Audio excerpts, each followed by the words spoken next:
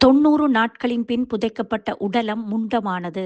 துர்நாற்றத்தால் மர்மம் விலகியது.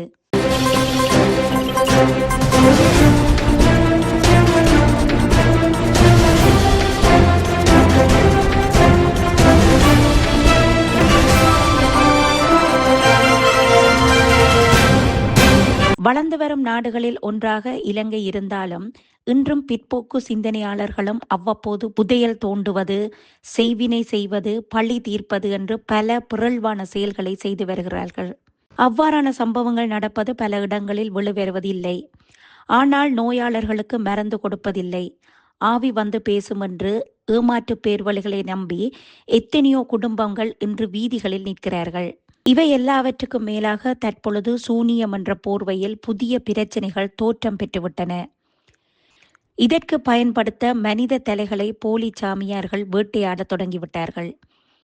இதன் ஓர் அங்கம்தான் வவுனியாவை உலுக்கிய மயான வேட்டை. வவுனியா மகரம்பை குளம் இயற்கை கொஞ்சம் குக்கிராமம்.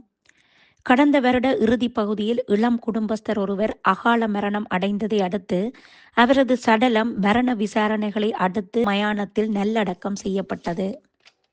மேற்படி சம்பவம் இடம்பெற்று 3 மாதங்கள் கடந்த நிலையில் அதே பிரதேசத்தைச் சேர்ந்த ஒருவரின் இறப்பு இடம்பெற்றது.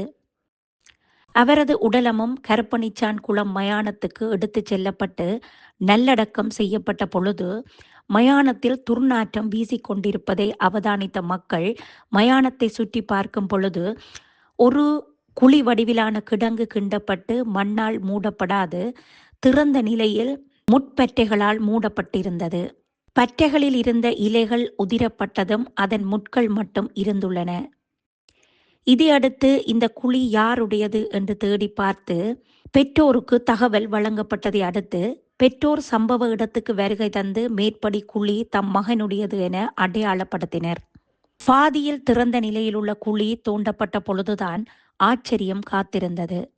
அந்த குழிக்குள் புதைக்கப்பட்டிருந்த உடலத்தின் சவப்பெட்டி உடைக்கப்பட்டிருந்தது.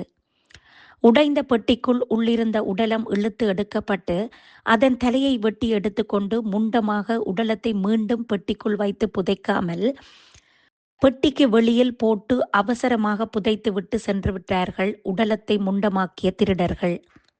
அகோரமான வெயில் நேரம். சீராக புதைக்கப்படாமையால் தலை வெட்டப்பட்ட உடலத்திலிருந்து துர்நாற்றம் வீசத் தொடங்கியது. இதையடுத்து பெற்றோர் வவுனியா போலீசாருக்கு தகவல்களை வழங்கியதை அடுத்து போலீசார் விசாரணைகளை மேற்கொண்டு வருவதுடன் வவுனியா குற்றத்தடுப்பு போலீசார் தீவிர விசாரணைகளை மேற்கொண்டு வருகின்றனர்.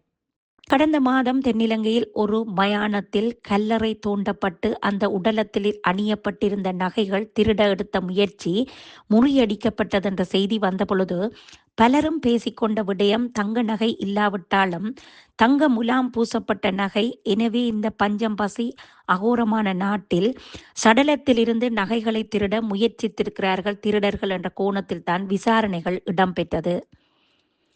அதேபோல் சிறு குழந்தையின் உடலம் தோண்டப்பட்டு களத்தில் கட்டப்பட்டிருந்த பஞ்சாயுதம் கலட்டி எடுக்கப்பட்டது என்ற சம்பவங்களை பார்த்து எங்கோ ஏதோ ஒரு சைக்கோ செய்த செயல் என்று கடந்து சென்ற எமக்கு இன்று எமது பிரதேசத்திலேயே இவ்வாறான சம்பவம் பதிவாகியுள்ளது.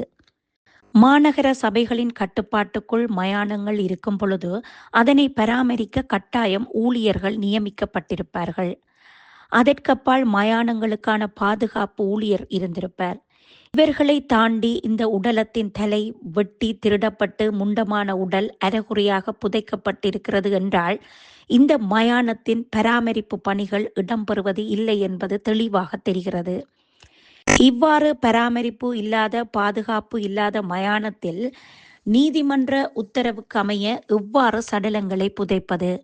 புதைக்கப்பட்ட சடலம் வழக்கு விசாரணைக்காக மீண்டும் தோண்டி எடுக்கப்பட வேண்டுமானால் இவ்வாறான மயானங்களில் அந்த சடலத்துக்கான பாதுகாப்பு எந்த வடிவத்தில் உள்ளது என தெரியவில்லை. இதைவிட கொடுமையான விடயம், இவ்வாறான சம்பவங்கள் சமூகத்தில் இடம்பெறும் பொழுது இலகுவில் கொலை செய்துவிட்டு மயானத்துக்குள் உடலத்தை எறிந்துவிட்டு செல்லும் நிலை உருவாக நீண்ட நாட்கள் எடுக்காது. எனவே இறந்த ஆன்மாக்கள் எரியூட்டும் இடத்தை விட புதைக்கப்படும் இடங்கள் புனிதமாக பேணப்பட வேண்டும். ஒரு உடலத்தை புதைப்பதற்காக நீதிமன்ற கட்டளையுடன் அவருக்குள்ள இடத்தை மாநகர சபைக்கு பணம் கொடுத்தே பெற்றுக்கொள்கிறோம். எனவே அந்த இடத்தை பாதுகாக்க வேண்டிய பொறுப்பு அவர்களுக்கே உரியது. கடந்த காலத்தில் பொருளை மயானத்தில் ஒரு கோடீஸ்வர வர்த்தகரின் மரணம் அவரது காரில் வைத்து கொலை செய்யப்பட்ட நிகழ்வு இடம்பெற்றது. சிசிடிவி உட்பட ஊழியர்கள், பாதுகாப்பு ஊழியர்கள் உள்ள இடத்தில் இடம்பெற்ற கொலைக்கு இதுவரை தீர்வு கிடைக்கப்படவில்லை. இந்த சடலத்தை தோண்டி எடுத்து தலையை வெட்டி முண்டமாக்கி மீண்டும் ஆழ புதைக்காமல் விட்டுவிட்டு சென்ற சம்பவமும் நீதிக்காக கையேந்தும் நிலையை உருவாக்குமா? குற்றவாளிகள் கைது செய்யப்பட்டு விசாரணைகள் தொடர்ந்தால் பல திருடர்களை பிடிக்கலாம். கைதுகள் நடைபெறும் வரை பொறுத்திருந்து பார்ப்போம்.